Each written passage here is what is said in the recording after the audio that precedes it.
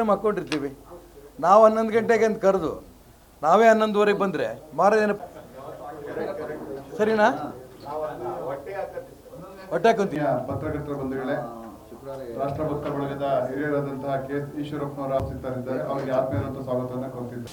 ಭಾರತದ CM ರೇಸ್ನಲ್ಲಿ ಮುಖ್ಯಮಂತ್ರಿ ಸಿದ್ದರಾಮಯ್ಯ ಬಿಟ್ಟು 235 ಜನನೂ ಹೋಗಲಿ, ನಂದೇನು ಅಭ್ಯಂತರ ಇಲ್ಲ. ಆದರೆ ಇದೇ ಜನ ಯಾರು CM ರೇಸ್ನಲ್ಲಿ ಫೈಟ್ ಮಾಡ್ತಾ ಇದ್ದಾರಲ್ಲ, ಇವತ್ತು ರಾಯರೆಡ್ಡಿ ಒಬ್ಬರು ಸೇರ್ಕೊಂಡಿರೋದಕ್ಕೆ RV ದೇಶಪಾಂಡೆರ್ದಾಯ್ತು, ಸತೀಶ್ ಜಾರಕಿಹೊಳಿ ಆಯಿತು, MB ಪಾಟೀಲ್ ಆಯಿತು, ಎಲ್ಲರದು ಆಯಿತು. ನಾನು ಪಟ್ಟಿ ಹೇಳ್ತಾ ಹೋದರೆ ಎಲೆಕ್ಷನ್ ವೋಟರ್ ಲಿಸ್ಟ್ ಥರ ಆಗತ್ತೆ. ಅಷ್ಟು ಜನ ಕೇಳ್ತಿದ್ದಾರೆ. ಇವರಷ್ಟು ಜನ ಹೇಳ್ತಿರೋದೇನು? ನಾವು ಸಿದ್ದರಾಮಯ್ಯನ ಬೆಂಬಲಕ್ಕೆ ನಿಂತ್ಕೊಂಡಿದ್ದೇವೆ. ಇಲ್ಲಿ ಬೆಂಬಲ, ಮುಖ್ಯಮಂತ್ರಿ ಸ್ಥಾನದ ಮೇಲೆ ಹಂಬಲ. ನಾಟಕ ಯಾಕೆ ಆಡ್ತೀರಿ? ಮೊದಲನೇದಾಗಿ ಮುಖ್ಯಮಂತ್ರಿಗಳು ಯಾವತ್ತೂ ಹೇಳ್ತಾ ಇದ್ರು, ನ್ಯಾಯಾಲಯದ ತೀರ್ಪಿಗೆ ನಾವು ಬದ್ಧ. ಈಗ ಹೇಳ್ತಿದ್ದಾರೆ ಅವರವರ ಬೆಂಬಲಿಗರು, ಯಾವ ಕಾರಣಕ್ಕೂ ರಾಜೀನಾಮೆ ಸಿದ್ದರಾಮಯ್ಯ ಕೊಡಲ್ಲ. ಒಂದು ನಿಮಿಷ ಮುಖ್ಯಮಂತ್ರಿ ಆಗೋರು ಮುಂದುವರಿಕೆ ಅವ್ರಿಗೆ ಅಧಿಕಾರ ಇಲ್ಲ. ನ್ಯಾಯಾಲಯದ ತೀರ್ಪಿಗೆ ಬೆಲೆ ಕೊಡಲ್ಲ ಅಂತಂದರೆ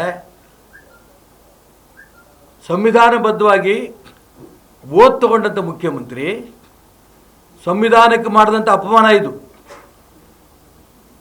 ಅದಕ್ಕೋಸ್ಕರ ನಾನು ಸಿದ್ದರಾಮಯ್ಯನವರು ನಿಜಕ್ಕೂ ಕೂಡ ತಪ್ಪಿತಸ್ಥರು ಅಲ್ಲ ಅಂತ ಕೋರ್ಟ್ ತೀರ್ಮಾನ ಕೊಡಲಿ ಅಂತ ಅಪೇಕ್ಷೆ ಪಡೋನು.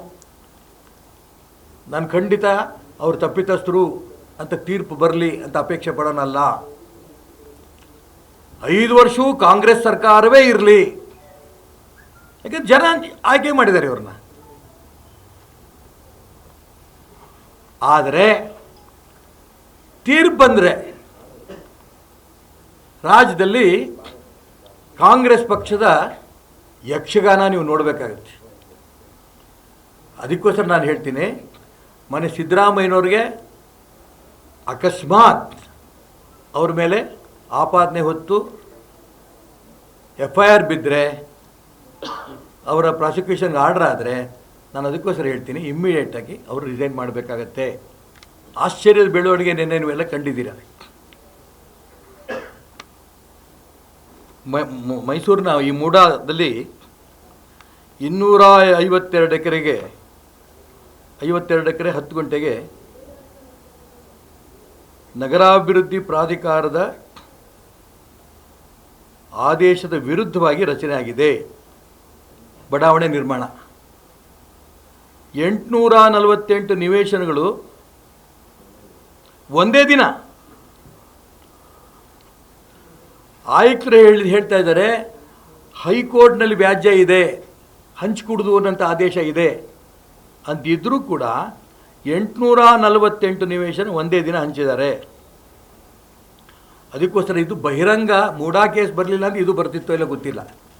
ಅಲ್ಲಿಯ ಆಯುಕ್ತ, ಹಿಂದಿನ ಆಯುಕ್ತ ನಟೇಶ್ ಅವರು ರಾಜ್ಯ ಸರ್ಕಾರಕ್ಕೆ ಪತ್ರ ಬರೆದಿದ್ದಾರೆ ಇಷ್ಟೆಲ್ಲ ಆಗಿದೆ ಅಂತ. ಈ ನಿಮಿಷದ ತನಕನೂ ಕೂಡ ನಗರಾಭಿವೃದ್ಧಿ ಸಚಿವರು ನನ್ನ ಗಮನಕ್ಕೆ ಬಂದಿಲ್ಲ, ನೋಡ್ತೀನಿ ಅಂತಾರೆ. ಮುಖ್ಯಮಂತ್ರಿ ಈ ವಿಚಾರಕ್ಕೆ ಇನ್ನೂ ಬಾಯೇ ಬಿಟ್ಟಿಲ್ಲ. ಈ ಲೂಟಿ ಹೊಡೆಯೋದಕ್ಕೋಸ್ಕರ ಕಾಂಗ್ರೆಸ್ ಸರ್ಕಾರ ಇರೋದು ರಾಜ್ಯದಲ್ಲಿ. ಯಾವಾಗ ಬೆಳಕಿ ಬಂದಿದ್ದೆ ಯಾವಾಗ? ಬೆಳಕಿ ಬಂದಿದ್ದೆ ಯಾವಾಗ ರೀ?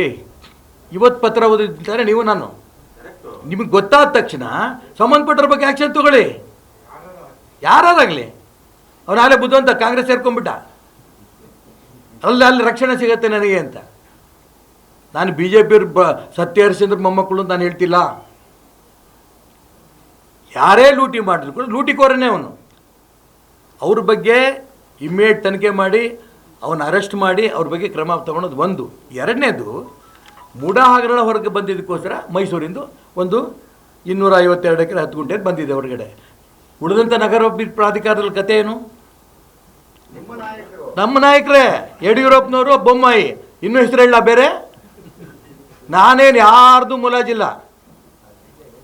ಈ ಹಿಂದೆ ಮುಂದೆ ಯಾಕೆ ನೀವು ಅದು ಸ್ವಲ್ಪ ಒಳ್ಳೆ ಪದ ಬಳಸ್ತೀರಿ? ಅನ್ಯಾಯ, ಮೋಸ, ದ್ರೋಹ. ಇನ್ನೇನು ಹೇಳ್ತೀರಿ ಎಲ್ಲ ಹೇಳಿ. ನಾನು ಅದಕ್ಕೋಸ್ಕರ ಹೇಳಿದೆ, ರಾಜಕಾರಣ ಇರೋದು ಸ್ವಜನ ಪಕ್ಷಪಾತಕ್ಕಲ್ಲ, ತನಗೆ ಬೇಕಾದಂಥವ್ರು ಕರ್ಕೊಂಡು ಕೂರ್ಸೋದಕ್ಕಲ್ಲ.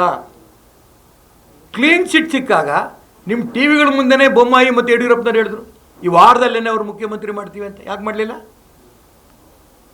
ಉತ್ತರ ಅವ್ರು ಕೊಡಲಿ.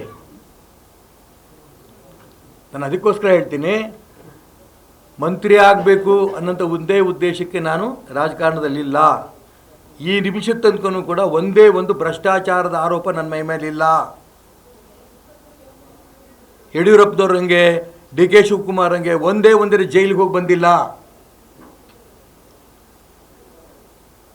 ನಾನು ಅದಕ್ಕೋಸ್ಕರ ಹೇಳಕ್ಕೆ ಹೊರಟಿರೋದು, ಕರ್ನಾಟಕ ರಾಜ್ಯದಲ್ಲಿ ಒಂದು ರೀತಿಯ ಆದರ್ಶ ರಾಜಕಾರಣಿ ಆಗಿ ಅಂತ ಮಾನ್ಯ ಸಿದ್ದರಾಮಯ್ಯನವ್ರು ನಾನು ಹೇಳಕ್ಕೆ ಇಷ್ಟಪಡ್ತಾ ಇರೋದು. ಇನ್ನೆಂದೂ ಕೂಡ ನೀವು ಕೋರ್ಟ್ ಏನೇ ತೀರ್ಪು ಕೊಟ್ಟರು ಕೂಡ ನಾನು ರಾಜೀನಾಮೆ ಕೊಡಲ್ಲ ಅಂತ ಪದ ನಿಮ್ಮ ಬಾಯಲ್ಲಿ ಬರಬಾರ್ದು.